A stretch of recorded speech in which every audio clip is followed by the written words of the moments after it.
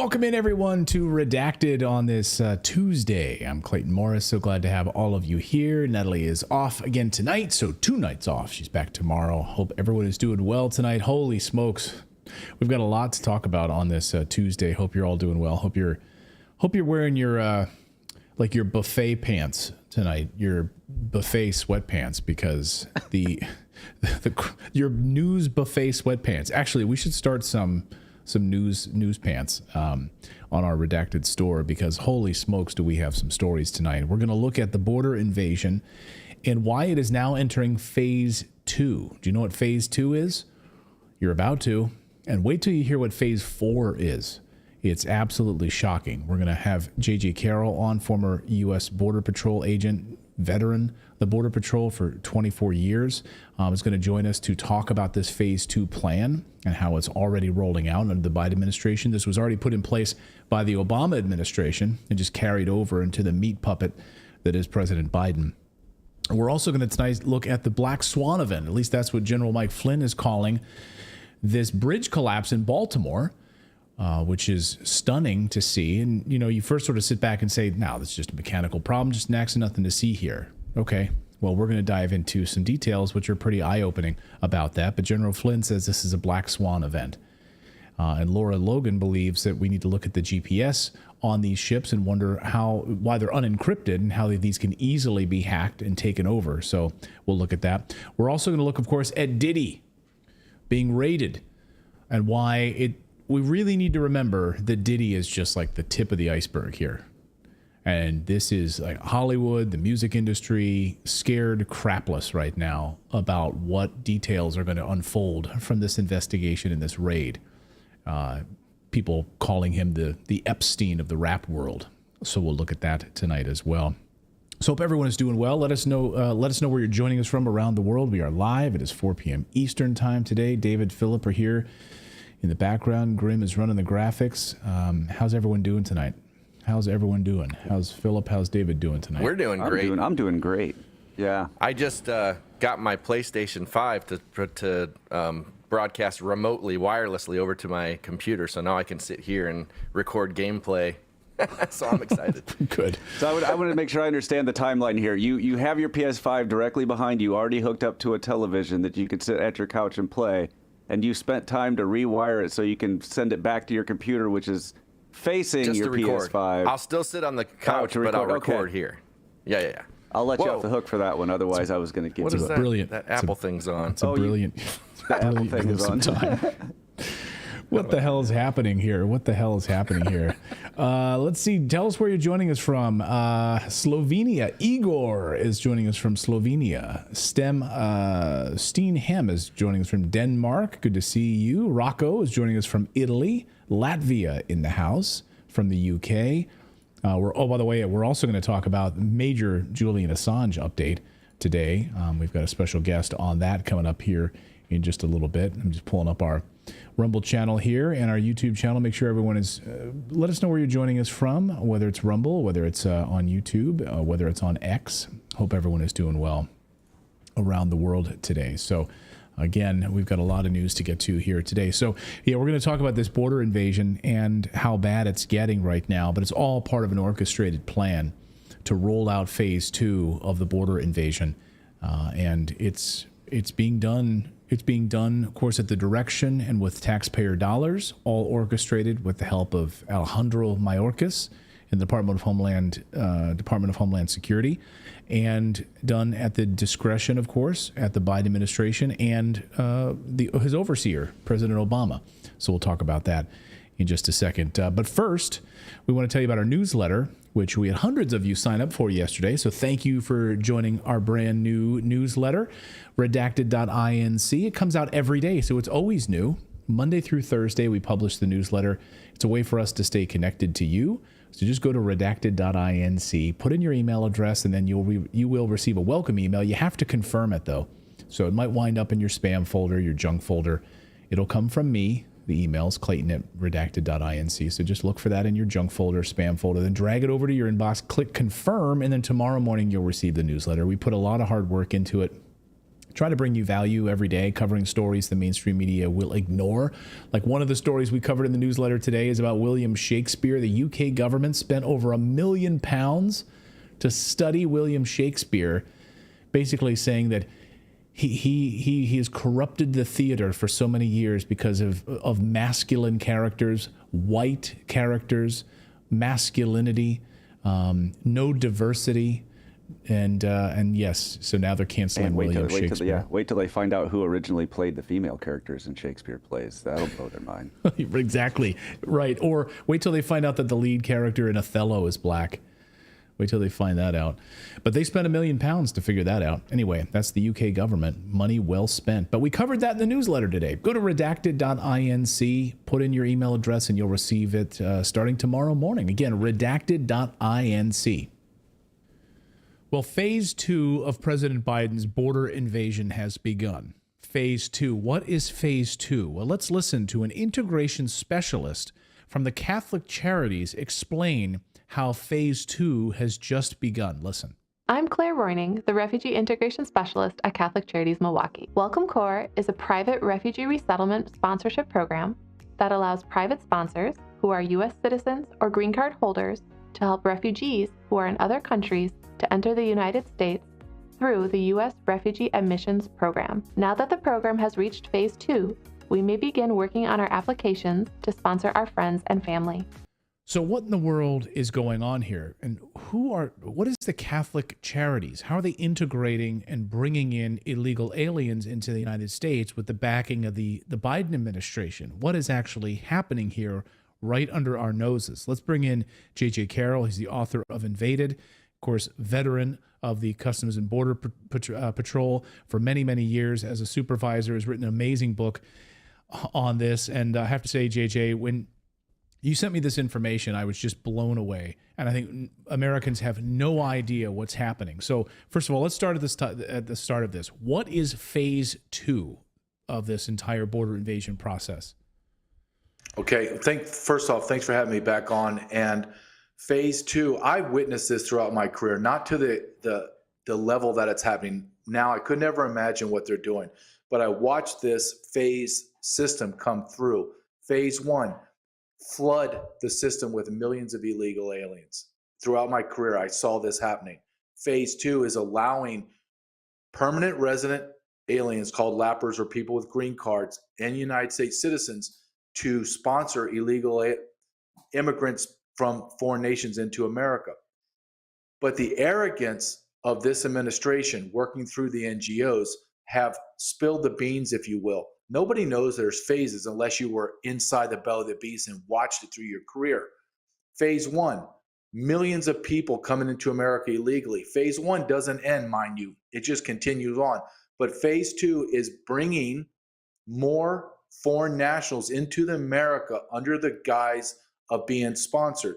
And to understand what sponsorship is, if I'm a U.S. citizen or a green card holder, I'm allowed to sponsor my family members to come into America, which is great. If I'm married to someone, say from the Philippines, and I want to bring them in legally, there's a process for that. Or I'm a lapper and I want to do that. I have no problem with that. However, what the Biden administration has done through Mayorkas and the U.S.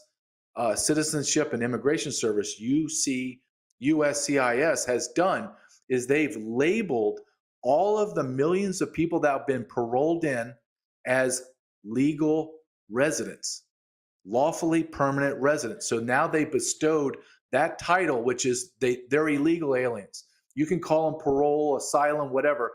When these individuals come in, Clayton, they get about 60 to 90 days to see an immigration inspector or immigration judge. They can't see an immigration judge in New York City to 2032. California is 2027 and beyond. They're never going to see an immigration judge, so they go out of status and thus become illegal aliens. So the USCIS has bestowed legal resident status on illegal aliens. So now illegal aliens can sponsor their family members to come into America. So illegal immigrants now have legal authority to sponsor other illegal immigrants, even though they're not here legally, and they're still awaiting even seeing an immigration judge, which is pushed off by 10, 15, 20 years because they're all backed up so much that they can't do it.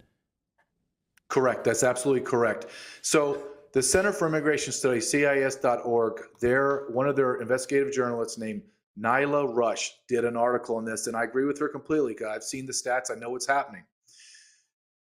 So Biden administration has taken the countries of Cuba, Haiti, Nicaragua, and Venezuela, and they shortened the term down to CHNVs, okay? They are now saying that those individuals from those countries that have been paroled into America are now legal residents and can bring all their family members in, just from those nations. However, there's a cutout that says those illegal aliens from those CHNVs can sponsor people or family members despite them being from other nations. Meaning, if I'm from Venezuela, but my family members from Iran, I can bring that person in from Iran. I'm not subject to that. What's even more malicious is the USCIS has now designated temporary protective status, TPS, DACA recipients, and deferred enforced deportation, which is DED. Those people under those blankets, those are all temporary, 18-month, you can stay in America. They've deemed them as legal residents as well. Why? Let me give you an example of how devious this is. 2 weeks ago, President Biden did an executive order and gave deferred enforced deportation coverage to 6,000 Palestinian illegal aliens. 6,000 illegal aliens from Palestine here in America now are forbidden from being deported. They cannot be through deportations. Those 6,000 can now petition for all their family members living in the Gaza and in Palestine into America. So what you're saying here is that all of these now parolees can sponsor up to 4 illegal immigrants per people. So if we're talking 10 million people have come into the United States, and I know your numbers in the book, I mean, it's just staggering how many people are already here. That basically could add an additional 40 million people into the United States. Yes, but let hold on one second, just so you understand. In the old system, if I wanted to sponsor someone, I had to fill out a government form I-134. It's a declaration of financial support. So I could only maybe bring in one person, maybe my father or my brother, because I only had the financial support to bring in one person. Well, DHS now said, hey, you don't have to provide that form anymore. Because the first question people should ask is, how is an illegal alien from Sudan that's living in the detention facility or a hotel at Comfort Inn in Boston, Mass, how are they going to provide support for family members? Well, the DHS now claims that all the NGOs, starting with Catholic Charities, they can be the sponsors, the financial sponsors. So instead of bringing just my brother over, I can bring my father, my mother, my brother and sister. I can bring their children. I can bring their spouses. I can bring grandma and grandpa, because there's no limitation on my financial support. The NGOs are now the backstop for that. So I was going to ask you how the Catholic Charities fits into this. So these NGOs are being paid for by the Biden administration in order to facilitate this. They're making enormous amounts of money. And this is how the Biden administration gets away with it, right? They can pass it off to non-government organizations. So it's not the Biden administration. Yes. It's these private organizations. It's these 503c, whatever, charities, et cetera. And by all accounts, they're supposed to be doing great work. Catholic Charities, that sounds like a great thing. So who is the Catholic Charities? What do they do? Catholic Charities they are not affiliated, they say, with Catholic Church, but I'm a Catholic and I'm very aware Catholic Charities is tied at the hip with the Catholic Church. They are a nonprofit refugee resettlement group. That's probably, if I had to say, their main thrust in their charitable work is they resettle refugees. Now, that's not refugees like you and I think about back in the day, like people from Cambodia. We're talking about anyone that's illegal is considered a refugee. Let me explain how much money. Since 15 years prior to Biden taking office, Catholic Charities have received $3.5 billion from the U.S. government. $3.5 billion. Estimates now say by the time Joe Biden took office to now, that they've received another $3 billion. So we're encroaching on $7 billion.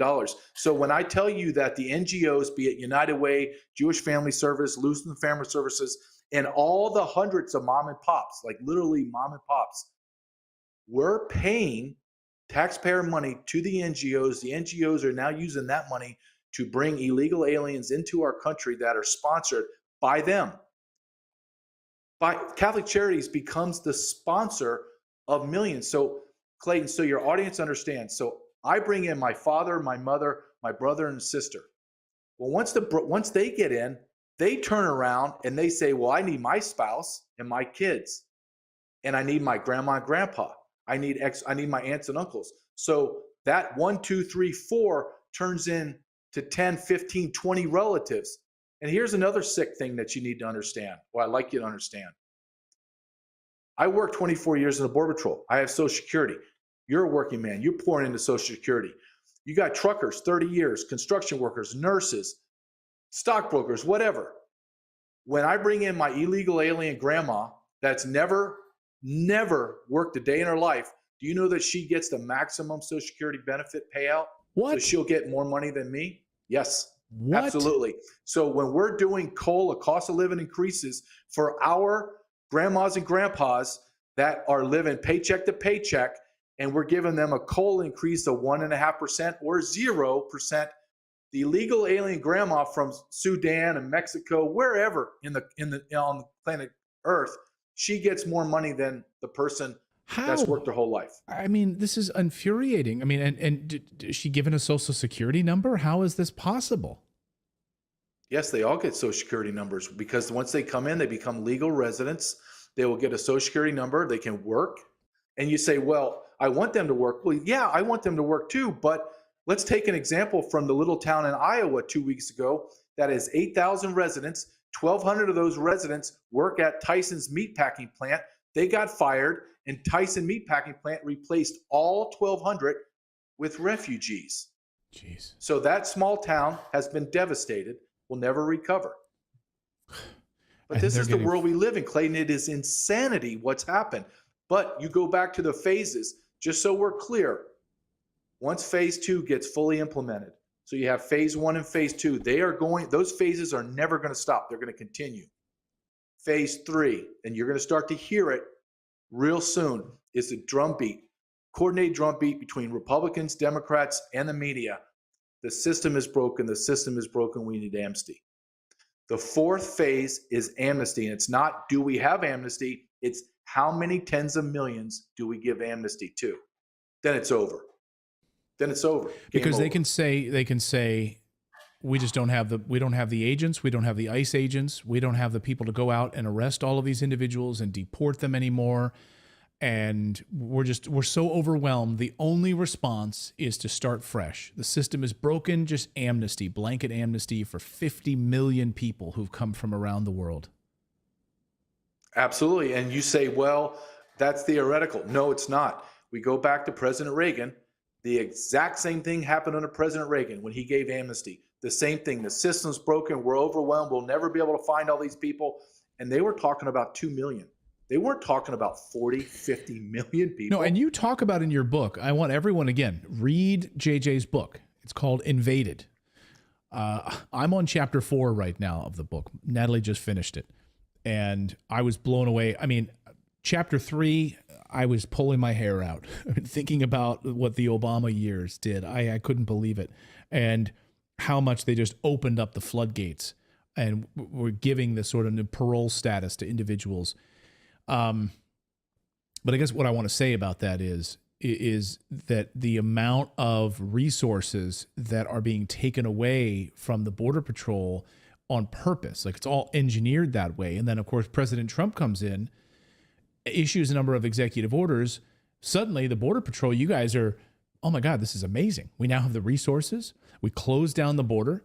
All the people coming across are being arrested and turned back to their countries. The home countries themselves are also now, because under threat of us pulling up foreign aid against these countries, are now taking these individuals back and standing up their own border protection to make sure that they're not leaving.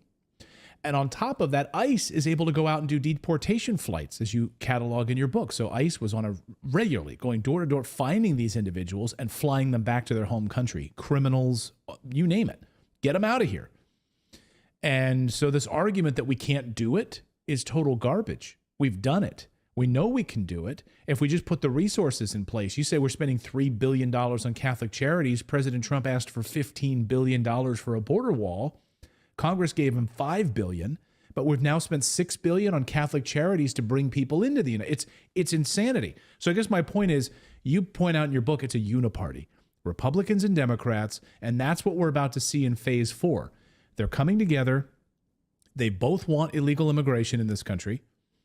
The dirty secret, as I've spoken to many of these individuals, the dirty secret on the Republican side is just what we saw with Tyson, is we're going to fire people that we have to pay higher wages to, Americans.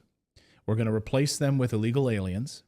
And then if ICE comes in and arrests them, the dirty little secret, we saw this at chicken plants in Georgia. I've covered this for years, is that ICE will come in. There's a sort of a relationship here. ICE will come in and arrest a group of them, send them back, and then another batch will just come in and they'll replace them. And these Republican donors make a lot of money funding, they send a lot of money to these Republican candidates. So it's Democrats and Republicans that are responsible for this. It's a uniparty, isn't it? It is absolutely uniparty. And just to give you an example, what happened this past weekend, Clayton? The $1.2 trillion budget was passed, right, with no money to the border. However, I'm going to read you these countries: Jordan, Lebanon, Egypt, Tunisia, and Oman. They received, starting out, this is all what we know now, they've been given $380 million to do what in those 5 countries? To secure their borders. It just, if it wasn't, these people make me disgusted. They're traitors. You got Speaker Johnson has not done anything to shut the border down. I don't know if you saw in El Paso, National Guard got overrun by 300 single adult military age men. Our military got overrun. Let that sink in for a second. And tell me, where in American history have American military ever been overrun and there was no reaction? None. Just let them come in. And this is in the great state of Texas under the great border governor Abbott, who does everything half-assed. And you're right, this is a uniparty. And let's talk about this. Mayorkas was voted by like one person to be impeached. Where's the impeachment? We haven't even heard about it. We're being invaded at a clip of approximately 7,000 to 15,000 illegal aliens every single day, and not one politician is stopping it. It's unconscionable. But once you realize, Clayton, and I have to do this because it gets so upset and you get so frustrated, but once you put on the glasses of a traitor, of someone that hates the country, everything that you're seeing and witnessing makes sense. It's clear as day. All of these decisions they make aligns perfectly with the destruction of America. And there is no argument if that's happening or not. It is happening. You're working on a new documentary called Treason. And I want to give a shout out here because you're trying to put this documentary together about Biden's open borders. And I'd love for you to tell our audience about it and how people can contribute. You guys have set up a Give, Send, Go link. We'll link it up in the description here. So if people want to contribute to get this documentary made and pushed out there before the election in 2024, they can do that. So we'll link that up. So tell us about Treason. Well, first off, thanks for bringing that up. And because I'm very, very excited and very passionate about this project. We look at the border through the lens of looking south all the time. All we get is pictures of people bonsaiing the border, the trash. I want to show that. I want to see that, but I want to, if you can envision, I want to turn the camera north. And I want to ask the question, what we just saw behind us is treason. I'm now going to take you into America. the big cities, Chicago, New York, DC, Oakland, San Francisco, but I'm also going to take you in to Whitewater, Wisconsin. I'm going to take you into a small town in Iowa. I'm going to take you down into Alabama, and I'm going to show you what treason looks like. What is the manifestation in crime, in jobs, in social decay, in social benefit decay? I want you to see what treason is. And I'm going to be interviewing. I have interviews lined up out for the whole summer.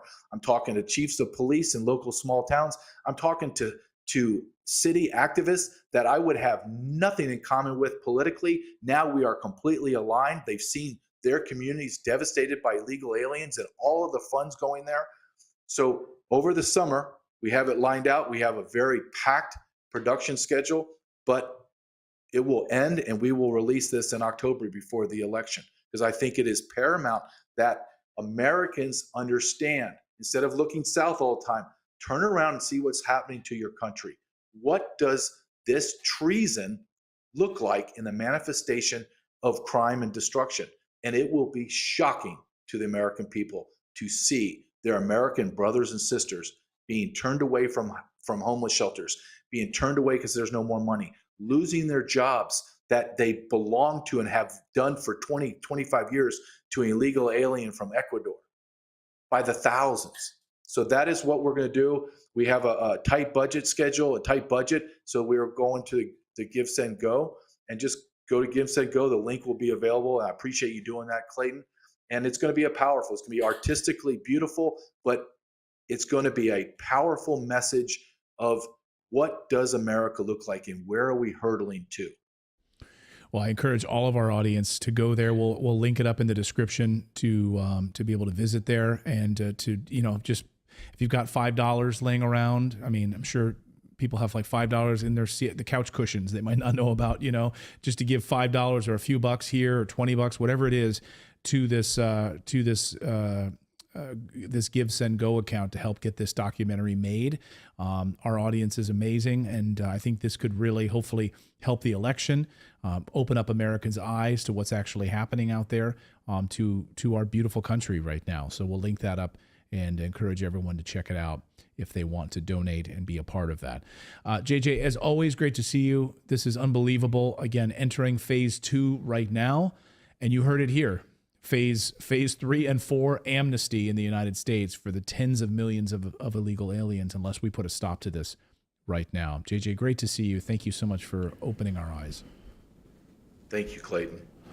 It's just devastating. I mean, it absolutely is just devastating. How many of you are seeing this unfolding and seeing the system play out, this plan playing out in front of us right now? I mean, this is exactly part of the plan. And I think to know that amnesty is the step, it all makes perfect sense, doesn't it? Like it makes perfect sense that this would be the path that they would go, and they would throw their hands up and say, amnesty, because we can't fix it. We can't fix it. We're too far gone at this point. Yeah, it's interesting. We don't actually see much of it here, like in the Portland metro area, but it's kind of hard to tell because it's hard to separate like illegal immigration with just like the opioid epidemic from their sort of like failed drug policy that they've now tried to rescind. It's like the homelessness problem is so bad here. It's hard to tell. Yeah. It's just not something we see a lot. At least I don't. A lot of Americans very, very concerned. I heard from a viewer last night. Todd wrote to me and said, my wife and I are very scared. My wife wants to get a gun safe, wants to have a safe next to the bed with the biometric trigger, and he's like, I'm very concerned. We're worried what's happening in our neighborhood. We're worried what's happening in our community with this rise of illegal immigrants. It's terrifying. It really is terrifying. They're taking over the country on purpose, and they don't really care at all about the crime. We're going to talk more about that in the coming days here on the show. We will, absolutely. But tonight on the show, we're going to talk more about this Baltimore bridge collapse, which is really stunning. I've been over the Francis Scott Key Bridge many, many times. My father is from Baltimore. So to hear this story, it's very, very mysterious. So at first it was like, okay, it's a mechanical accident, nothing to see here. Okay. Then you start digging into the story. Then you have General Mike Flynn calling this a Black Swan event.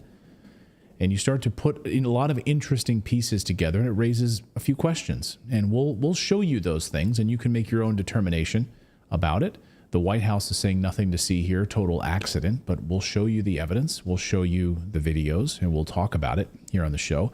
We're also going to look at Julian Assange tonight, and the appeal has been somewhat granted in a way, a victory perhaps for the Assange family, and Julian Assange maybe not to be extradited to the United States. We're going to dive more deeply into this story with a special guest who's been in the courthouse the entire time, and been able to see and hear directly from the judge. In just a moment, we'll get there. And we're also going to talk about P. Diddy and the raid and the fallout that we're experiencing right now. We're going to go through a lot of interesting details that have emerged over the past 24 hours there, and some new lawsuit information, too, that implicates the royal family. We'll get to that in a second. But first, we're driven by the search for better. But when it comes to hiring, the best way to search for a new candidate isn't to search at all. Don't search, just match it with Indeed. That's right. If you need to hire, you need Indeed. Indeed is your matching and hiring platform with over 350 million global monthly visitors, according to Indeed data, and matching engine that helps you find quality candidates fast.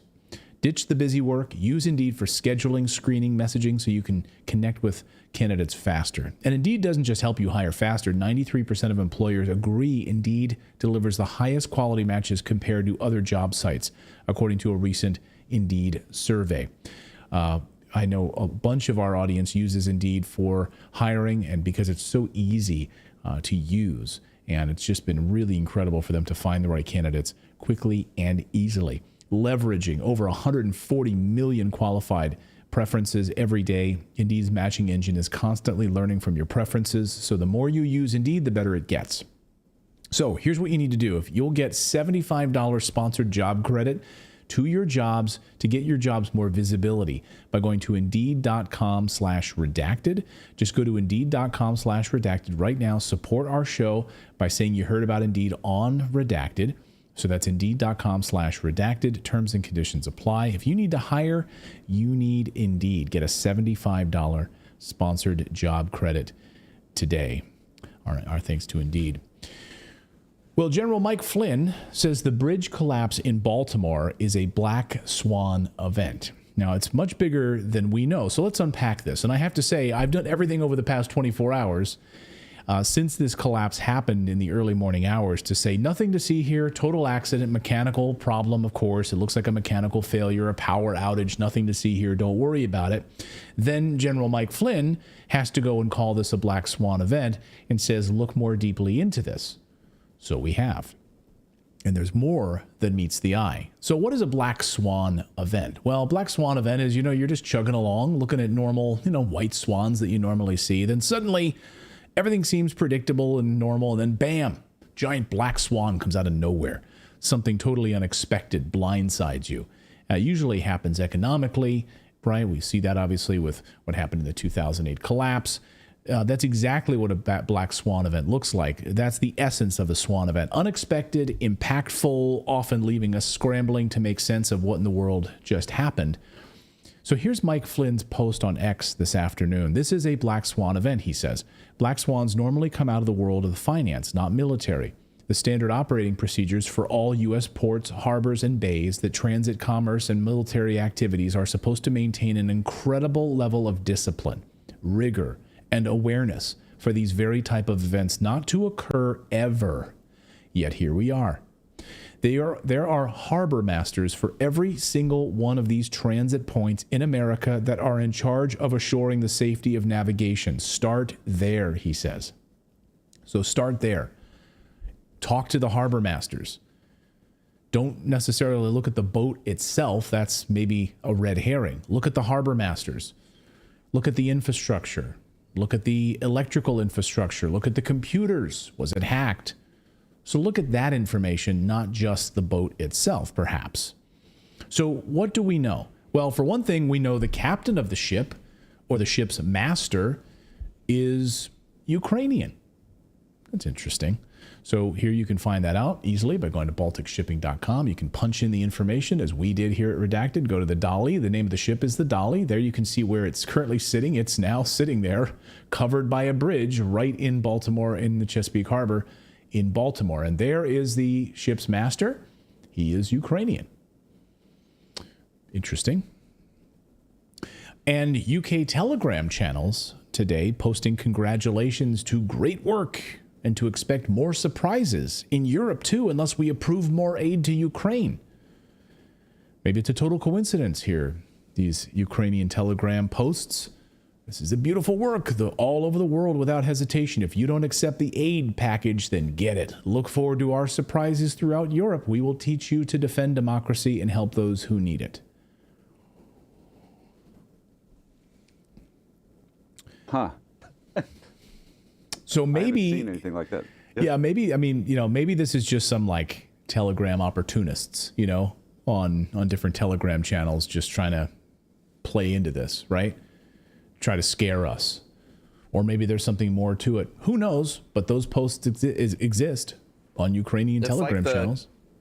It's like the Goodfellas. You got this? F you, pay me. You do this? F you, pay me. Like, yeah. We're that kind of attitude. Yeah, that's exactly right. And there would have been a Chesapeake Bay pilot on board also.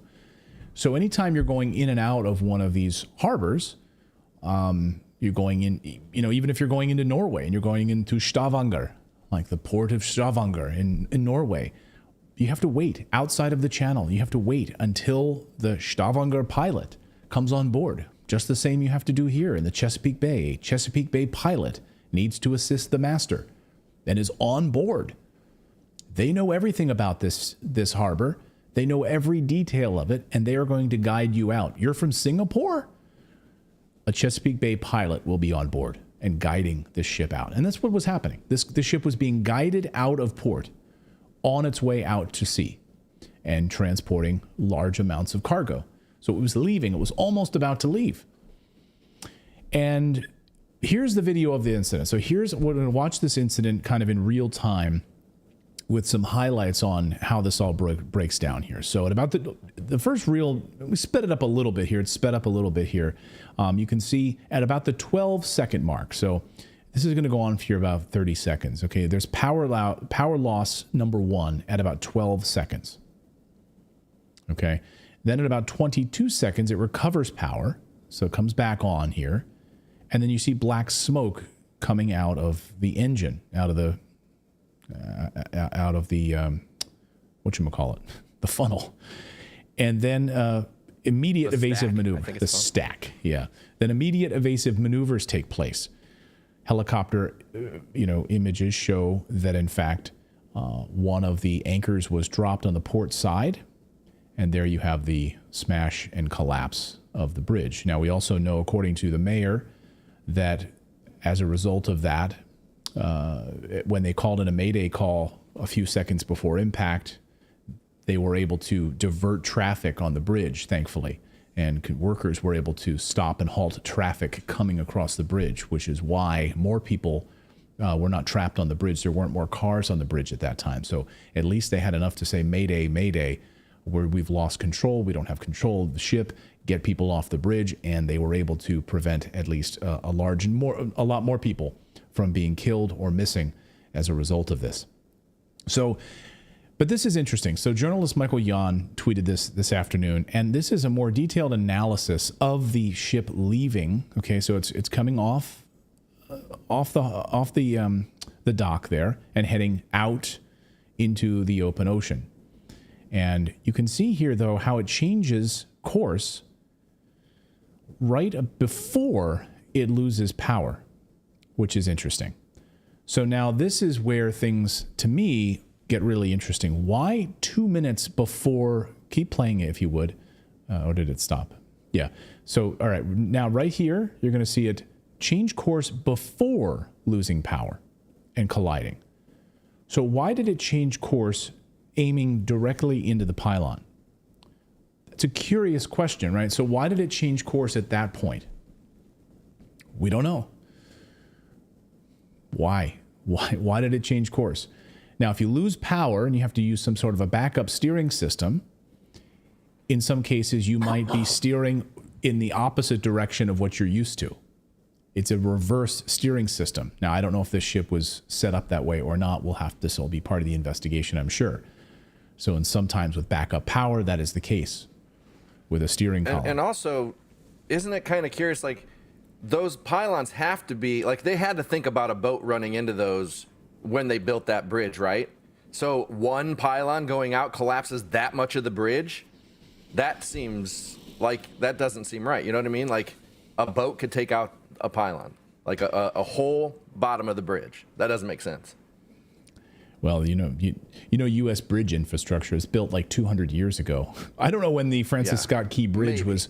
Yeah, I don't know when this bridge was built, actually, to be honest with you. I mean, I've driven over it since, I think, childhood. Like, I grew up, my father's from Baltimore. I used to go down to the Chesapeake Bay and go crabbing. You know, so me going down to like St. Michael's, going down to Chesapeake Harbor. One of my favorite foods in the world is Maryland blue steamed crabs. It is my actually, I will say it's my favorite food in the world. And so special times with my father going down there. And he used to go crabbing as a child. I don't know when this bridge was built, but I can tell you I remember driving over it for many, many years of my life. And also it's a I doubt when it. Go ahead. I was gonna say, I doubt when it was built, though. It was built for, like, what wasn't that, like 120,000 tons of ship that hit it? Right. Yeah. So, and maybe someone can let us know. 1977. Okay. So I was born in 1976. Yeah. So it's been around as long as I've been alive. So, interesting. Yeah, I don't know exactly what impact it's meant to adhere, absorb one of these massive ships. Doubtful. I don't know that anything could stop that. Can you build something that would prevent this? I don't know. I mean, think about this ship hitting any bridge in America would wipe it out. If this thing hits the Golden Gate Bridge, it would probably collapse the Golden Gate Bridge, right? You would think. The massive size of this thing disrupting one pylon and all of it comes down like a house of cards. I don't know. Anyway, so now I want to play this for you. So that was, you saw the track coming out and you saw it changing its direction at about 2 minutes left before impact. But now I want to show you this 8 times speed video that's been making the rounds this afternoon as well, which I found interesting, and we'll share it here, which shows how much it had to divert itself. Look at, or how it moved position. Watch this. So let's keep playing this here. Like, look how much it had to swerve in order to hit this pylon. Total change of direction when you see it in that kind of speed. With that kind of movement. Really crazy to look at. As Laura Logan tweeted this afternoon, the GPS systems that drive these boats are not encrypted. Journalist Laura Logan, one of the best journalists in the world. The GPS systems that drive these boats are not encrypted. When a Navy ship crashed into a large cargo ship not that long ago, it was a cyber attack that made that happen. I know they're saying that this was not nefarious, but how do they know so quickly? Right, that's a great question. How do they know so quickly? We keep over the past week, we've sort of been joking about the Biden administration. Like, really, they were so quick to tell us that ISIS was responsible for the Russian theater attack, right? They told us within like minutes that was the case. Yet they still can't tell us who killed John F. Kennedy. We still can't provide details about the 9/11 attacks. They can't tell us who blew up the Nord Stream pipeline, but they were that fast to tell us that it was ISIS. They were lying to us, of course. So the same way they immediately found the passports on 9/11. Like, yeah, they're laying in dust. All the rubble. It's right there. There's a passport. Here are passports of this guy. Look at this. It's not even charred or anything. But let's take a closer look at one last thing here. Why would explosions go off at these locations? So I've highlighted here in white where you're noticing the bridge. Now I've slowed it down a little bit here. Here's the first collision, and you'll notice an explosion. Then here you notice another one, and here another one. Watch this again. So here we go again. I'm going to replay the second time for you. So on the left side here, first collapse, and could this be some sort of, why would there be an explosion? A transformer blowing? Or is it something worse? And in this piece as well with an explosion. What is that? President Biden says nothing to see here. Don't worry about it. He travels this way all the time, and there's nothing to see here. There's nothing nefarious as far as they can tell. And we're going to rebuild that port together. This was a terrible accident. At this time, we have no other indication, no other reason to believe there's any intentional act here. No intentional act here. Okay. We do know that this same ship, though, had a history of events. This was in Antwerp in Belgium. This exact same ship back in 2016, the Dali, ran into a quay on July 11th, 2016, as it tries to exit the North Sea. So it kind of scraped the back of it. I wonder how often these things happen. Like, is this a common occurrence here?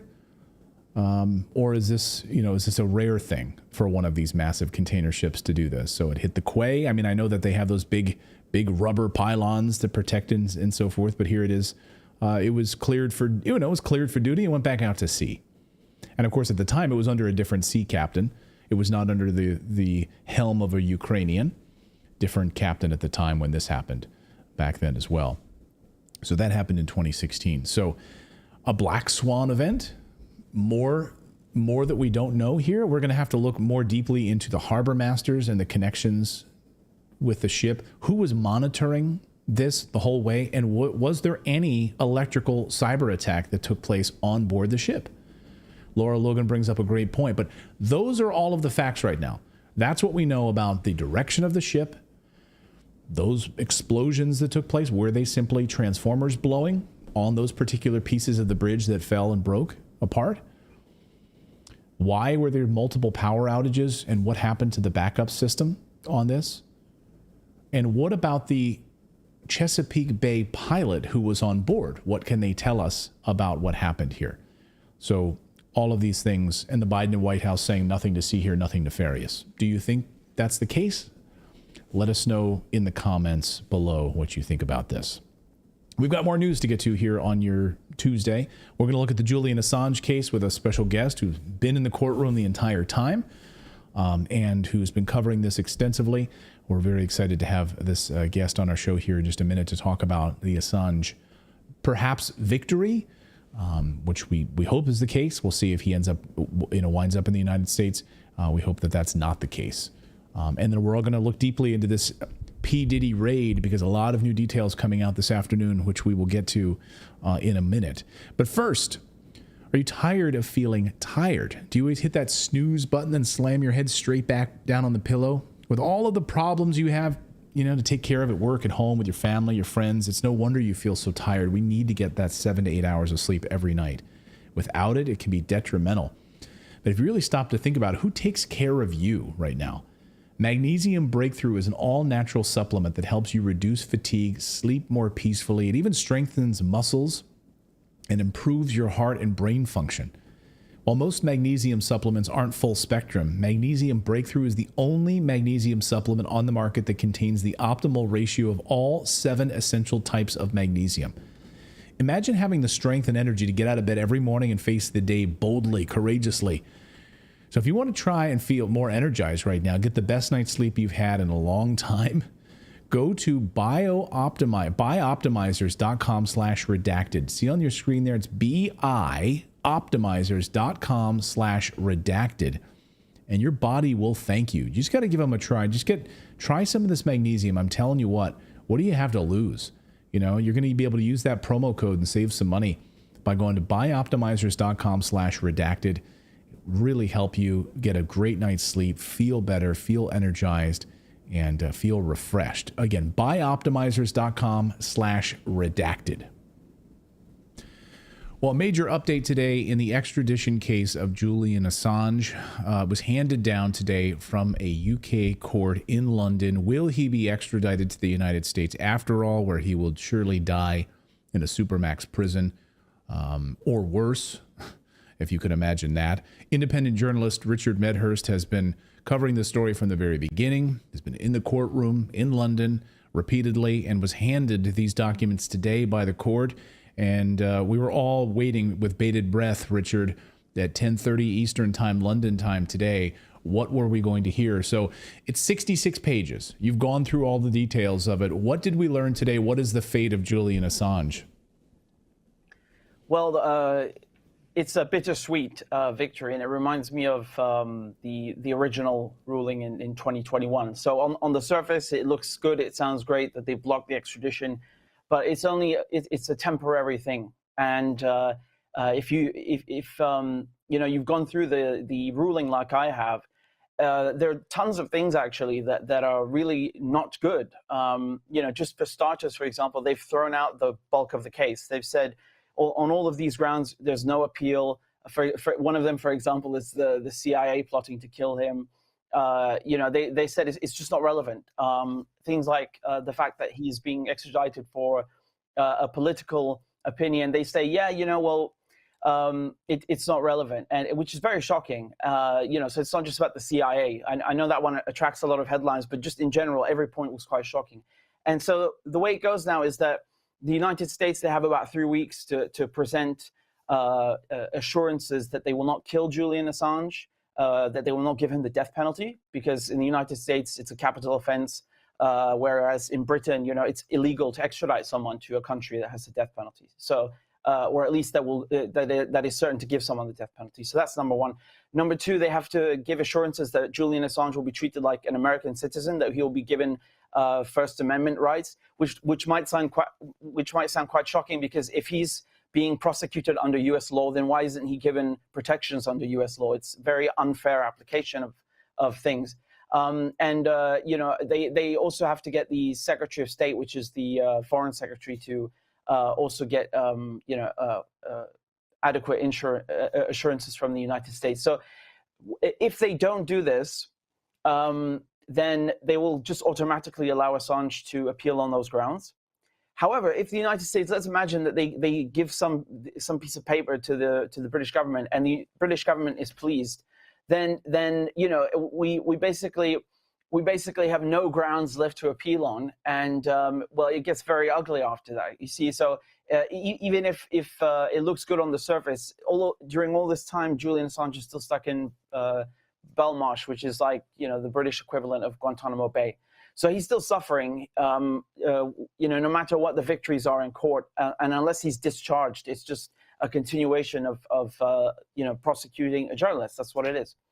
So hopefully you can help me unpack this a little more and explain it to me as if I'm a fifth grader, because it's so complex here. So let's just unpack a few pieces of this here. Number one, while this is happening, he's still stuck in Belmarsh. They're not just going to let him out to be with his family while this whole process is still unfolding. He's been there for, 4 years now?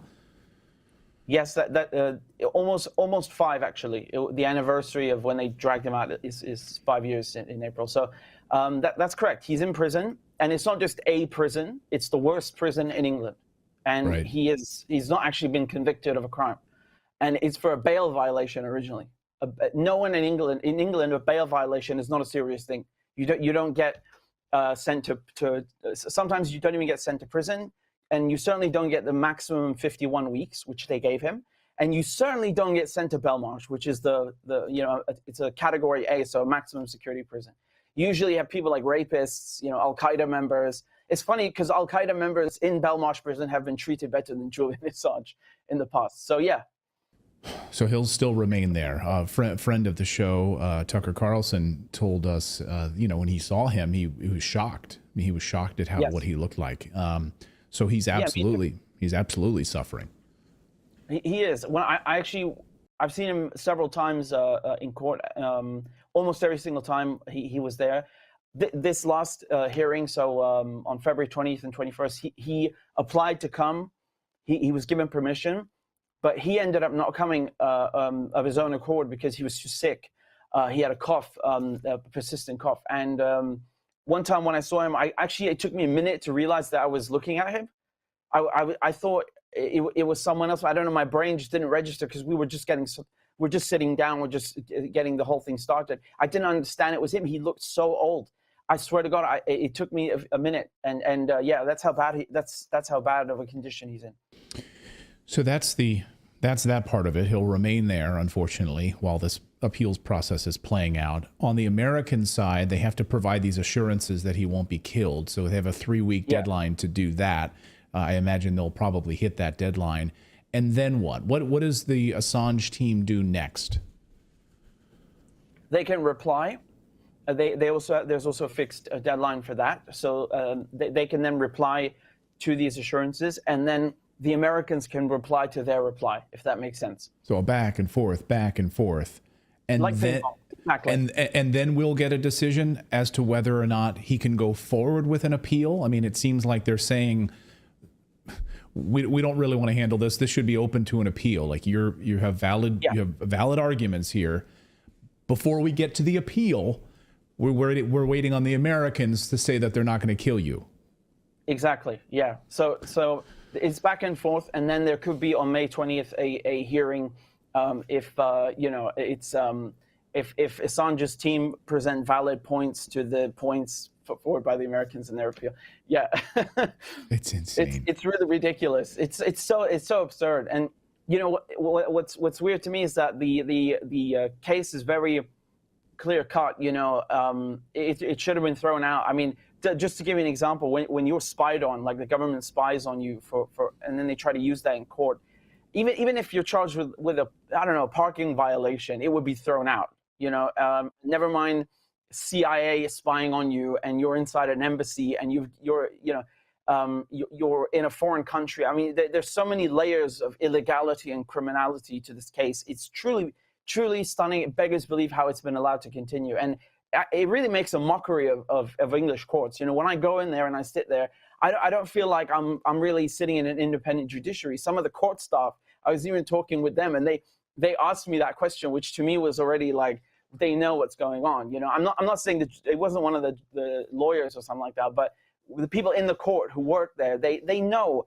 that it's not an independent judiciary, that it's being run by the Americans. It's you know, and again, I always draw to this hypocrisy. Like, if you're going to charge someone with a U.S. law, how can you say that once he's in America, you won't apply the full United States Constitution and rights to him? You know, it's so unfair, it's so biased and unbalanced. So a few key things that you mentioned there being thrown out. I was stunned. The CIA piece, yes, that has obviously made a lot of headlines. CIA Director Mike Pompeo targeting Julian Assange for assassination, right? Yeah. That's a huge piece and a compelling argument to not be sent to the United States. They were trying to actively kill me. The other piece, though, I thought was stunning as well, this idea that they weren't going after him for political reasons. Like that, they don't think that part of the argument is relevant. What? That's the the crux of it. Yeah, that was in the ruling today, which again, I laugh because, you know, it's so ridiculous. They also said something else, that basically the idea that, well, they're trying to kidnap me, or let's say it's in the third present. So let's say that the idea they're trying to kidnap Julian Assange and take him to America doesn't matter if he's extradited. Yes, well, that's the point. They actually wrote this. They said we don't need to look at it or consider it, because if the extradition goes ahead, well, guess what? He can't be kidnapped anymore because he's already in America. It's really unbelievable. So is this a victory for the Assange team, a small victory? It is a small victory. It is a small victory, but, you know, I want to talk about these assurances because I've done a significant amount of work on them. So inside of the courtroom, when we were still at the stage where Assange had won, he blocked the extradition because of his health, and now the Americans are trying to appeal it. And so to appeal it, they said, we'll treat him nicely. Now, in 2024, we know that these don't suffice. But back in 2021, Assange's team were trying to show examples to the court of people who had been extradited to America, and then once they were in the United States government, basically threw the assurances they had given in the trash, out the window. And one of these cases is a man called David Mendoza, and he was sent from Spain to the United States on condition that once he's tried, and if he's convicted, he goes back to serve a sentence in Spain. Very clear-cut case. And he didn't just get assurances, because we have to remember that assurance sounds bigger than it is. It's a non-binding piece of paper. It's just a piece of paper. It's not a contract.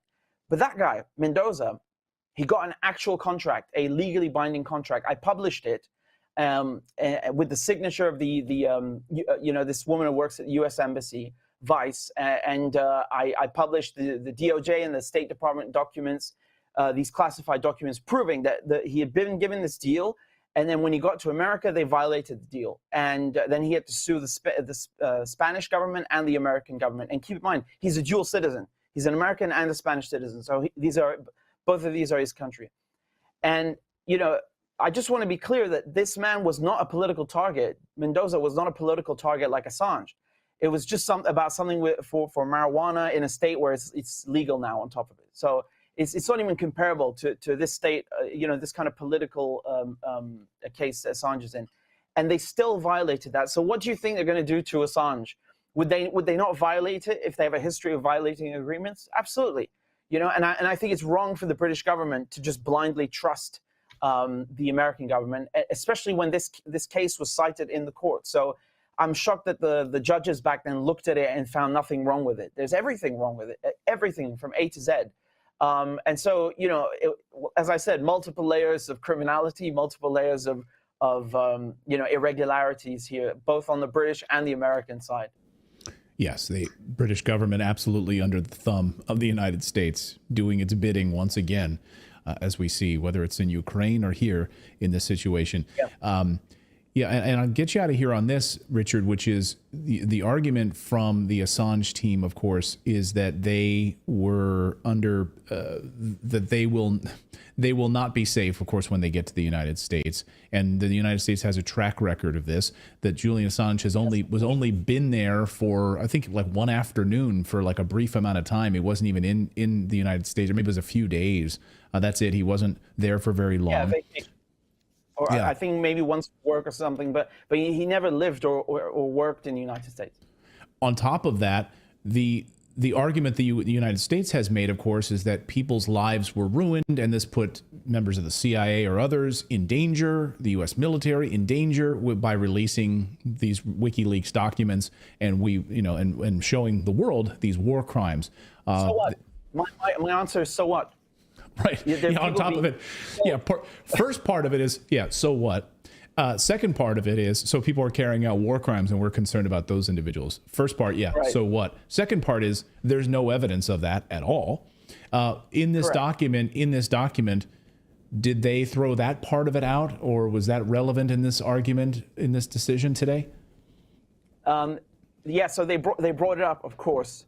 And they're basically saying that, yes, the judge in the lower court was correct to basically agree that, yes, Assange exposed state crimes, but it doesn't matter. So that's it. That's the ruling of today, and they're agreeing with the lower ruling. They're saying, yeah, Assange exposed these gross, state crimes. How Britain was training death squads in Bangladesh. How the American government was subverting European governments who are trying to try CIA agents. How CIA agents were torturing people in European citizens, kidnapping them off of the street and just taking them to black sites. They mention all of this in today's ruling. They agree and they acknowledge all of it, but they say it doesn't matter. It's not the substance of the crime. And my favorite part is, like, what is their proof for this to establish that it has no relevance? I mean, they say, we know that the United States are doing a good job, and they are only prosecuting Assange out of the goodness of their hearts because a U.S. federal prosecutor told us so. And Mr. Assange never accused him of being dishonest. I mean, when you, I find this really incredible, because I was there in the courtroom when this prosecutor, his name is Kronberg, so he's an AUSA, he's a special federal prosecutor for the United States, and he is absolutely 100% being dishonest. I thought that was obvious through the fact that Assange's team are bringing up all of this behavior by the U.S. government, the fact that they've tried to subvert Assange's defenses by spying on his lawyers and his conversations. And for some reason, the British judges don't think it's relevant, and they think that Mr. Kronberg is an honorable man, and that he's doing his prosecution against Assange just because it's the right thing, the legal thing to do. I said I was going to get you out of here a second ago. I have one more question, which is... It's okay. I'm more than happy to talk about this.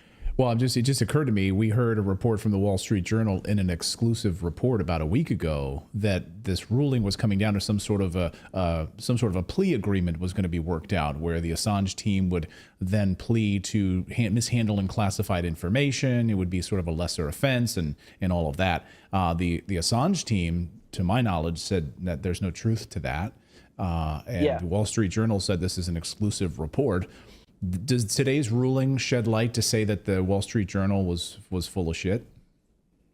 Yes, it does. Yeah, unless there's we have to be very clear about this, because the United States, this is the second administration that's pursuing this case. I mean, Donald Trump and Mike Pompeo are the ones who launched this attack on the press. Joe Biden and the Democrats have continued what Trump begun. And, Joe Biden had 4 years to drop the case. He's not going to do that, especially in an election year.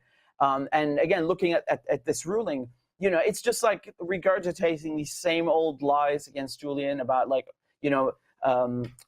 trying to endanger the lives of informants, which, by the way, just to go back to that point very briefly, the U.S. Army investigated this themselves when they were court-martialing Chelsea Manning, and they found no evidence of it. So, I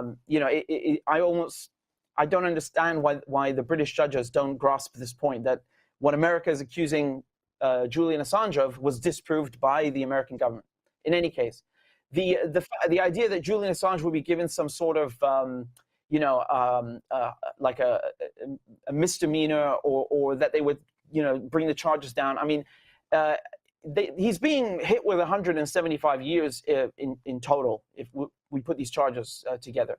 So even if you go down, like how far can you go down from 175? If they go down to 10 years, they will just make their case look ridiculous. All this effort for what? And I think it would be a mistake for Julian's team to accept any agreement, because when I was in the hearing in London 2 weeks ago, the judges themselves asked the American lawyers, is there anything stopping the American courts from slapping Assange with new charges the second he lands in America? And the American lawyers themselves said no. And there's nothing stopping them from giving him the death penalty.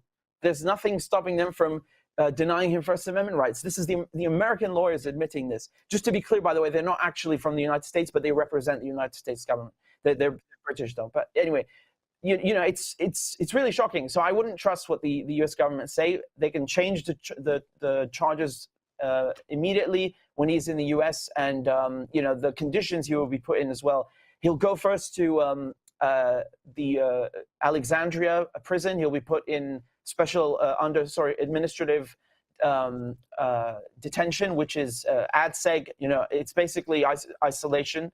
And then when he's absolutely convicted, which is guaranteed, even though he didn't do anything, they'll send him down to Colorado to ADX Florence, and then over there he'll be put in what are called SAMs. These are special administrative measures.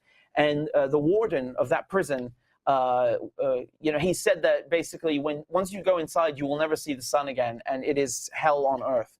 So, these are the confirmed prisons and locations and conditions that await Julian Assange. And I think it's so preposterous that we're even, contemplating this, that we give this to another human being who is accused of journalism? And then, of course, how can we call ourselves democracies when we do this to journalists? Even if the case is dropped this minute, he's suffered 10 years of persecution. We can never take that back.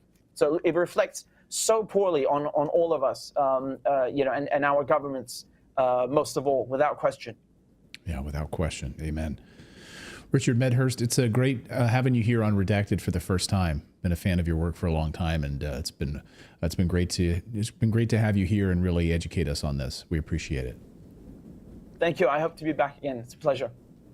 Thanks, Richard. Really appreciate it. And our audience said, yes. Wow, what a collaboration having Richard here. So yeah, great to see you, Richard. Thank you so much. Really appreciate his perspective. By the way, someone just mentioned here a minute ago, and I caught it in the chat. Someone said, the name of the ship that hit the bridge in Baltimore is named the Dali, D-A-L-I, right? Like Salvador Dali. Dali painted a painting called Broken Bridge. I mean, you can't make this up. This is a Dali painting called Broken Bridge. Okay. What kind of weird world do we live in? Coincidences are... I don't believe in coincidences, but wow, very strange. All right, we've got more news to get to here on your Tuesday.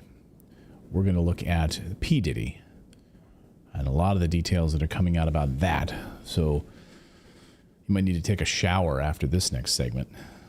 Ugh, we'll get to that in a second. But first, on a scale of 1 to 10, how much do you hate crappy coffee? I, for one, really can't stand crappy coffee. I will drink it sometimes just because, like, it's there. It's like a necessity, but I hate it. But when you have some delicious coffee, it's a game changer. And we want to introduce you to 1775 Coffee Company. In 1775, the world awakened to a new era. Now, 1775 Coffee Company is bringing you a coffee that embodies that revolutionary spirit. Crafted with passion, precision, their beans are ethically and exclusively sourced from the finest coffee farms. 1775 Coffee's farm-to-cup journey ensures the highest quality, authenticity, and sustainability from start to finish. With each sip, your palate will recognize, appreciate the dedication and passion that goes into crafting the single-sourced brew. They take pride in offering their customers a truly exceptional coffee experience with their premium coffee selection delivered right to your door. So choose 1775 Coffee by going to 1775coffee.com/redacted. So it's right there on your screen. You need to type the numbers out, 1775coffee.com/redacted. Use the code redacted to get 10% off at checkout for your first order. 1775 Coffee's brewed to perfection, crafted with revolution. So get your 10% off. I love these guys. Check them out and try it and have them delivered right to your door. Stop with the woke coffee companies, by the way. I saw coffee, it was like a coffee store the other day. On their scale, when you were like checking out, it said, please refer to our staff members by their pronouns. Thank you. We all use different pronouns. Please refer to our staff as they, them. And that was like written right there. What would you guys do if you were at a coffee shop like that? Would you ever go back? I would not. I don't even know if I would notice. I don't pay attention to that. I just get my damn coffee. That's all I want. What about the coffee shop that did a 20% man tax? You remember that one? Oh yeah, that's right. Went out of business. Yeah, I was gonna say they went under. All right, let's talk about P. Diddy. Let's talk about Diddy. So is there a Diddy client list, just like the Epstein list? Diddy's, of course, allegedly the Epstein of the rap world, and a lot of powerful people running nervous today throughout Hollywood and in Washington. I bet they are. So last night, Homeland Security officials raided the Los Angeles home of rapper and music mogul Sean Diddy Combs, and then also in Miami. Simultaneously, coast to coast, they swooped in. In Miami, they had to use boats to come, as well as their armored vehicles, and they did the same in Los Angeles. And all in connection to this massive sex trafficking investigation. Here's how the news broke on Wolf Blitzer. Breaking news, the Department of Homeland Security has just confirmed to CNN that federal law enforcement agents have raided properties owned by musician and producer Sean Diddy Combs. Yeah. So right now he's involved in 5 different lawsuits, civil lawsuits. And he denies wrongdoing in any of them, of course. He says, quote, "Let me be absolutely clear. I did not do any of the awful things being alleged. I will fight for my name, my family, and for the truth," he says. One of the lawsuits revealed today has Prince Harry involved in the lawsuit. Why is Prince Harry named in the lawsuit? And would apparently go to Diddy's sex trafficking parties on a regular basis. So this could be more headaches for the royal family. Here's a part of the lawsuit Is that him with Kate Middleton? Sorry, I'm right, still trying to figure out who Kate That's Middleton Kate is. Middleton on the right. Yeah, that's the new AI That's when you type in Kate Middleton into Google Gemini, you'll get a black P. Diddy. That's how it works. So among the specific acts in the lawsuit were Combs' use of vast sums of cash, drugs, fake promises of career opportunities, access to music industry executives, and circumstances that could have prompted defendants, including Universal Music Group and other employees, to specifically raise questions about Combs' sex trafficking, affiliation with or sponsorship of Mr. Combs' sex trafficking parties, garnered legitimacy and access to celebrities such as famous athletes, political figures, artists, musicians, international dignitaries like British Royal Prince Harry. And people were forced to sign NDAs prior to entering his parties and prior to being drugged and sex trafficked at these parties, according to the lawsuit that was just filed. So we have that piece of it. So when you start to peel back this law, I think it's very important as we kind of unpack this Diddy story over the next few weeks and we look more deeply into this, to remember that he is probably a low-level guy in this. I think it's probably safe to say that it goes way higher. And I think it's safe to say that he's probably taking the falling on a sword right now. Yes, involved in some awful things, allegedly, but it goes much higher than him. And so who can we throw out there like Jeffrey Epstein to fall on the sword and then have everything squashed, hidden, put away so that we don't know the details of it? He, of course, hated Trump. P. Diddy did.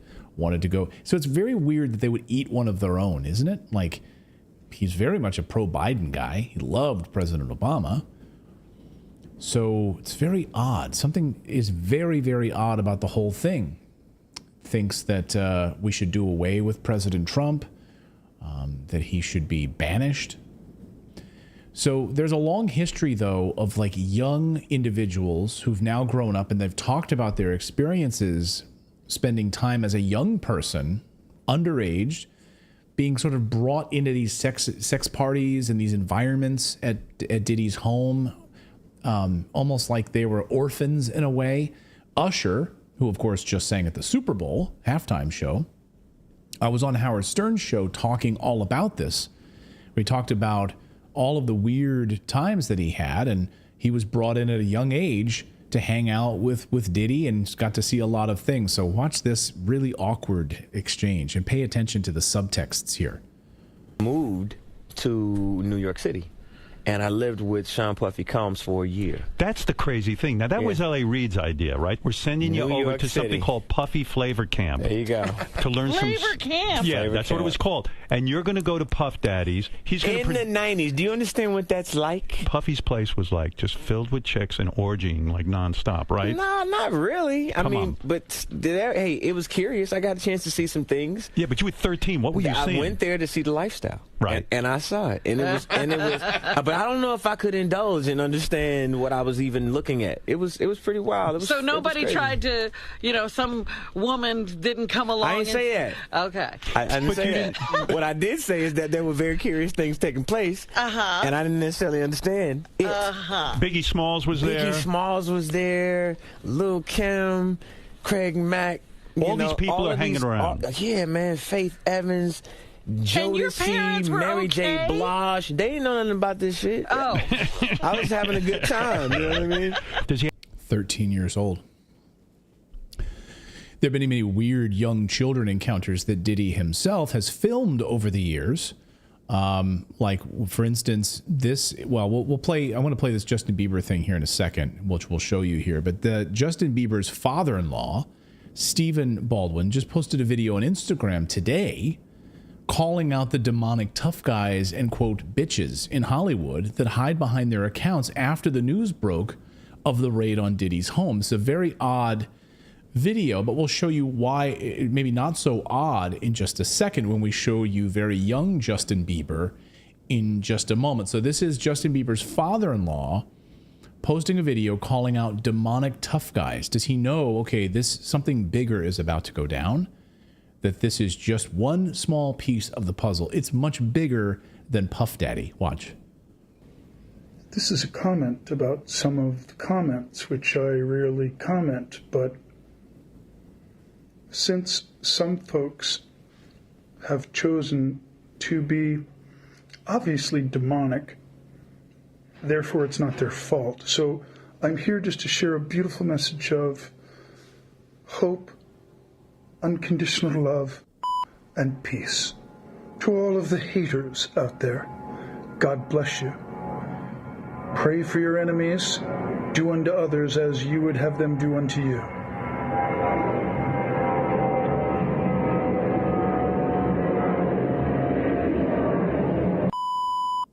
And remember, when I see you on the street, if you slap me in the face, I will turn the other cheek. But if I feel that second cheek stinging, you better run.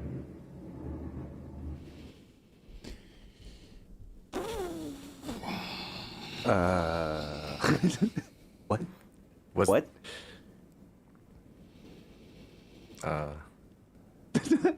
Was that Encino Man? I'm What was- speechless. Like, I've interviewed Steven. I've had him in the studio, and he's he needs the cowboy up. he was I think. he was kind to me. He didn't slap me. I don't know what was going on there. If you see me on the street and you slap me, you better be prepared. I'm gonna slap you right back. So Justin Bieber, in a famous now famous video, I'm going to make it famous here by showing it. The young Justin Bieber talking about this weird sort of Diddy summer camp excursion that sort of Usher was just talking about, and others have talked about, and what's going on here. But here's that video you can see with Justin Bieber. Justin, you ever seen the movie 48 Hours? Right now, he's having 48 hours with Diddy, him and his boy. They're having the times of their lives, like you know, where we hanging out and what we doing. We can't really disclose, but it's definitely a 15-year-old's dream. You know, I have been given custody of him. You know, he signed to Usher. I'm signed to Usher. I had legal guardianship of Usher when you know he did his first album. I did Usher's first album. I don't have legal guardianship of him, but for the next 48 hours, he's with me. So and we gonna go full crazy. I'm going crazy. Yeah, I'm going crazy. I'm just going to say whatever he's saying because he's the adult and I'm just a kid, so I don't know what the hell we're doing. What is excuse me, Mr. Diddy, what does buck full crazy actually mean? Because I thought this was like a summer camp. I don't know what the hell we're doing here, but what are we doing? What does buck full crazy even mean?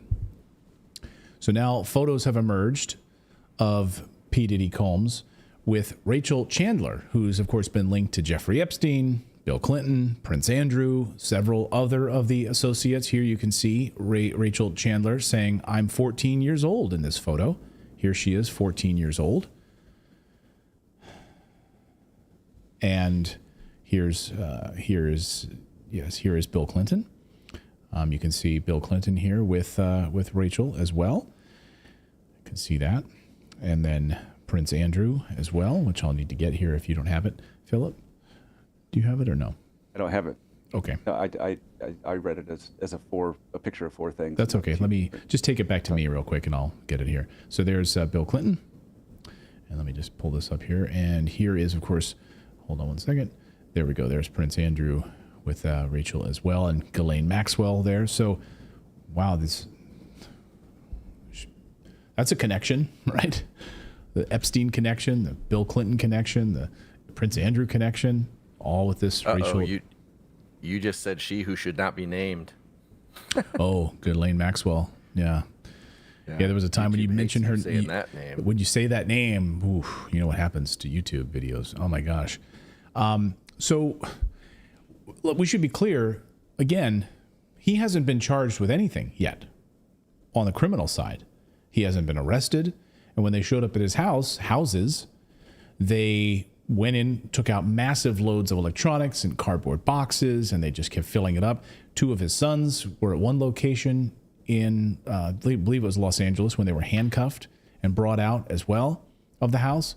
He was not at home, and TMZ caught up with him at the airport where he was about to board his private jet when the Department of Homeland Security rolled up on him. And so he wasn't going anywhere. His jet then left from Los Angeles and was flying and didn't include P. Diddy. So he is not on board that jet. It did arrive in Antigua, according to reports, Antigua and Barbuda, Antigua and Barbuda.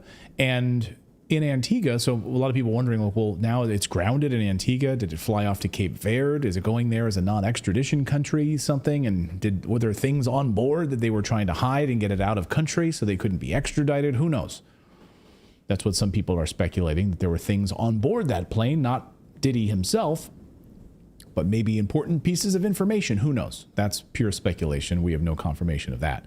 But we do know that he wasn't on board. We do know that he was seen then in Miami, and the Department of Homeland Security rolled up on him, and his flight wasn't going anywhere. But he hasn't been arrested at this hour, to our knowledge. And what will they be looking for? According to, of course, law enforcement officials, you don't go to this phase of an investigation unless this is like the end of the investigation, basically. Like you've heard all the reports. You've heard all the reports of sex trafficking. You've heard eyewitness testimony. You've seen the evidence.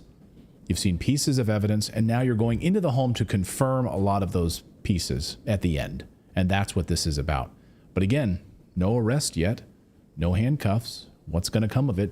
He maintains his innocence. He's posted that he has haters who just want to get into his pocket, he said.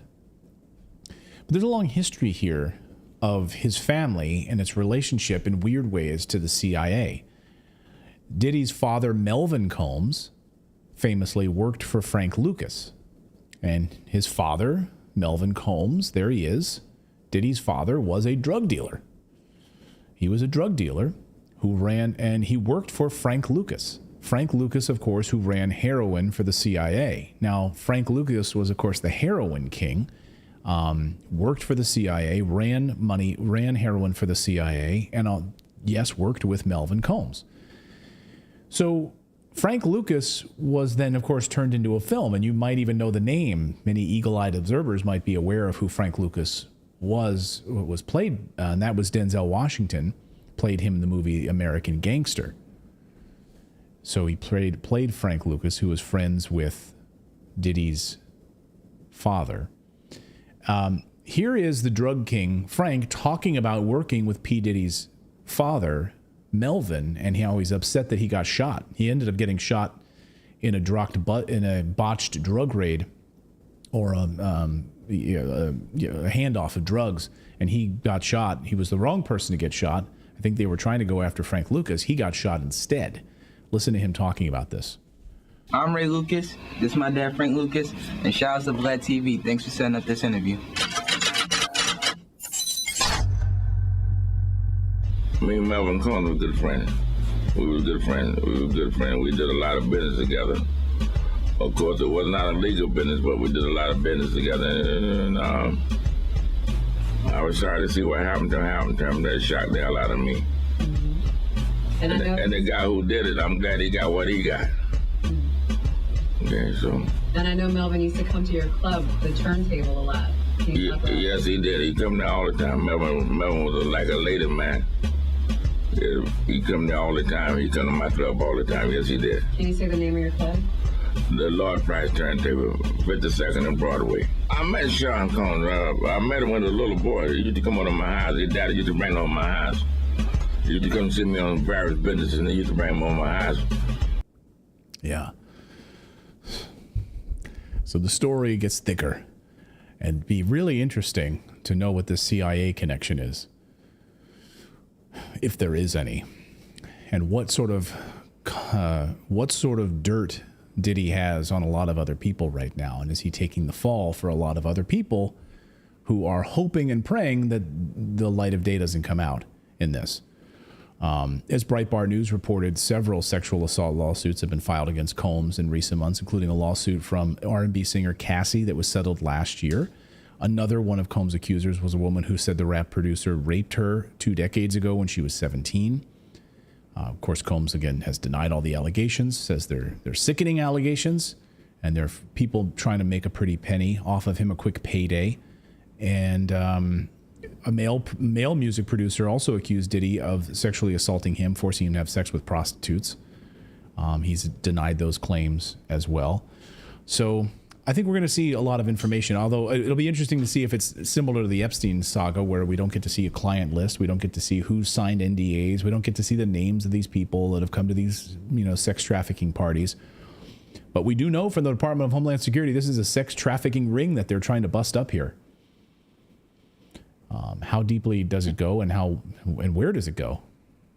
Well, did you see the updates do we need on to Twitter say right he now that left the country? What'd you say? He left the country. He landed in Antigua. People are speculating that he's going to Cape Verde because they have no extradition treaty with the United States. Now that part isn't verified, but they did verify he did land in Antigua yesterday and did in fact leave the country. Okay. Well, I didn't see that he made it to Antigua. What I saw, according to reports, is that he was in Miami, and TMZ verified that with video of him at the airport when the DHS rolled up on him and said, "You're not going anywhere." So apparently the plane, I mean, unless there's new information of him making it to Antigua, the plane made it to Antigua, but he wasn't on it because the plane left from Los Angeles and went over his location and didn't even land in Miami. So I'm not exactly sure where that information is coming from, but it'd be interesting to see. I've seen conflicting reports about him being in Antigua or not, but according to TMZ, he was in Miami. Maybe he somehow made it to Antigua. I don't know, but the latest report that I saw is that he was rolled up on by Department of Homeland Security in Miami. So again, I don't know if that's old. Those are old photos or not, or if he's been then stuck in Antigua and because Antigua has an extradition treaty with the United States. So it's not like if they want him, they're going to get him in Antigua. This is not a big deal. And even in Cape Verde, I know people are like, there's no extradition treaty. Cape Verde has a relationship with the United States, and they absolutely would be able to transfer a criminal back and forth. So he'd be safe maybe going to like Ghana. Literally, like there's like a few places, or maybe Russia. Like that's about it. But Cape Verde, no. The United States would get him back in a heartbeat, and also to an Antigua and Barbuda. So it doesn't really matter where he is. They will get him. Sam Bankman-Fried, you want to be in the Bahamas? It doesn't matter. They will get you. They will get you wherever they want to find you. That's what will happen. By the way, we should mention that last photo I showed inadvertently. I said that was Rachel Chandler. Also, I meant to say that was Virginia Dufresne. So just to be clear on that last photo with Prince Andrew, the point was showing all of these guys with these like 14-year-old girls, and they all look very, very similar. So Rachel Chandler with P. Diddy, and then Bill Clinton, Virginia Dufresne with the photo with Prince Andrew. So just to be clear and correct that there. So I don't know, guys. I feel like this is. Go ahead, Philip. I'd like to point out just as a prediction that P. Diddy did not kill himself. Yeah, it doesn't seem like the type that he would do that, right? He doesn't seem the type that would suicide himself. But a lot of the people that quote unquote do probably weren't the type of people that would do it either. Yeah. So I just getting ahead of that one before he Epstein's himself. Yeah. So Newsweek says no, Diddy has not landed in Antigua. So, and this is coming from the Prime Minister of the Caribbean island of Antigua. No, he's not in Antigua. So just to be clear about that, he's not there. So I think he is still in Miami, according to the data that I saw and reports that I saw. But his jet... because on Twitter they're like tracking his plane. So his plane did land in Antigua, and then they said there was no proof that it went on to Cape Verde or whatever. But yeah, so his plane must have, but he must not have been on it then. Yeah. Yep. So let us know your thoughts on this. This is just the beginning of this story, folks. This is just the beginning. We're about to peel back some real serious stuff. Where does it lead to, these other members of Hollywood right now? There's a lot of people that are scared. And there's other people saying that that he's here, and there's a woman who's even stronger up here. And a lot of people are speculating. As Candace Owens pointed out, she said this is they're not necessarily there to gather evidence. They're there to hide it. Who's they? Oh, meaning the police or the Department of Homeland? The Department of Justice is not there to gather evidence, but to hide it, because this probably leads to the same people on the Epstein list. It's probably just a trickle down of that, and we will never see justice for those girls. We'll never see justice for those people in most cases, and those people will be protected still. Yeah, it's sad but true. right? We would probably know information pretty quickly if they're going to let us know, like, why this massive investigation, multiple raids across the world, across the country, multiple locations using the Department of Homeland Security. I thought that was really interesting. Think how many different pieces of the military we have now, different law enforcement arms of the United States government. Like, where was the FBI in this? No, it's the Department of Homeland Security running this operation. Like, okay. Now we have the IRS with a law enforcement division that's growing under Biden. So the Department of Homeland Security. Glad they got this, by the way.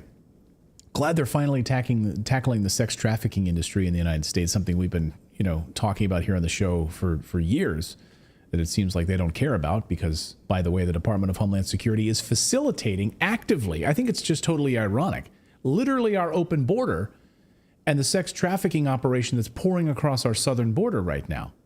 And they're facilitating it and allowing it to happen with NGOs. Just go back to my interview just a short time ago that we just did tonight with J.J. Carroll. It's happening. They're doing it. And yet they're going after Puff Daddy for sex trafficking and a massive sting operation. It's like they did. It's like they did with drugs, like they do with anything. They don't go after the source. They don't go after the end user. They go after the middle. Like they because that's the people. The people in the middle are the ones that they can arrest easily. They don't have to worry about them having either a ton of money or just it's just like that's what they want to do. They don't want to go for the top. They don't want to find out who the people are that, like with the sex trafficking. They don't actually want to grab the people that are on the end user, so to speak. They just want the people in the middle because they're easily replaceable and everything can continue as usual. Yeah, it's really troubling. They can go after him and they can do this big. By the way, it was also interesting, like, why did the Skyfox News helicopter? I used to work in Los Angeles, and I was actually in charge when I first started in the news business. I was in charge of the helicopter. It was my job as a producer back in the day. And I never got a phone call at the news desk, like, alerting me that you should go over to P. Diddy's house right now, get the helicopter up, and you might want to come over this way. But those helicopters were up in the air both in Miami and in Los Angeles. And they were right over the homes when this was happening. Who tipped them off about that? That's interesting, right? Did the Department of Homeland Security give a little tip? You might want to head down to P. Diddy's home because there might be some action there in a few minutes, and we want to have cameras. We want to make an example of them. Both locations, they had helicopters ready to go. Interesting. Let us know your thoughts on this. That's what we know at this hour, but we're just starting to peel the onion back on this stinky thing. Hey, we have a newsletter, but we also have a community, our Redacted Plus community, and we'd love for you to sign up and be a member there. Just for like a price of a cup of coffee once a month, you can join our Redacted membership program and get access to exclusive interviews, content that other people won't see, and you'll get access to interviews before anyone else gets to see them, days ahead of time. And we have our book club.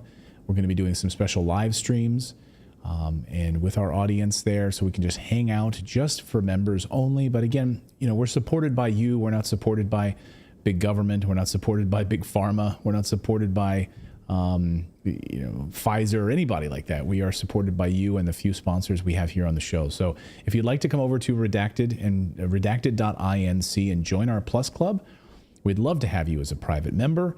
Again, redacted.inc, and you can sign up for I think it's $5 a month, and you can go up from there if you'd like, but that's how cheap it is.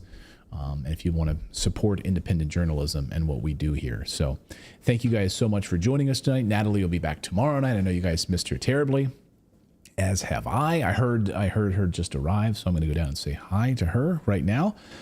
Thanks to all of you guys. Much love to you guys for joining us tonight. Thank you for subscribing and to being a part of our show on Rumble, on YouTube, and on X. Much love to all of you guys. We'll see you back here tomorrow at 4 p.m. Eastern Time. Have a great night, everyone.